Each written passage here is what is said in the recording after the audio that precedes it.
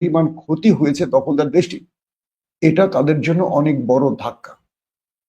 এই মুহূর্তে দখলদাররা যুদ্ধ পরিচালনার জন্য যে অর্থের প্রয়োজন, এটা পুষিয়ে উঠতে পারছে না। এখন পুরো পৃথিবীকে একটা প্ল্যান করতে হবে তাদের প্রোডাক্ট বয়কট।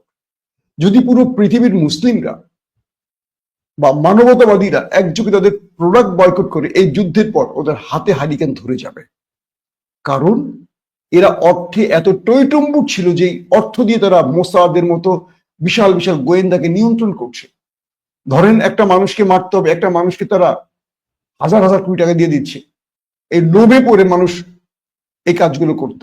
এত পরিমাণ অর্থ তাদের কাছে ছিল, আছে, কিন্তু এখন তারা সেই অর্থ সংকটে পড়ে গেছে এবং ইরানের বিরুদ্ধে বাকি সময় যুদ্ধ করতে তাদের পশ্চিমা দুনিয়া থেকে অস্ত্র কিনতে হবে। এই অস্ত্রগুলোর দামও বেড়ে যাবে এখন, যেহেতু দখলদারদের এখন অস্ত্রের প্রয়োজন। এখন আমেরিকা বলি বা অন্যান্য ইউরোপীয় দেশ তাদেরকে অস্ত্র দেবে, বিনামূল্যে তো আর দেবে না, এগুলো অনেক মূল্যে এই অস্ত্রগুলো দেবে।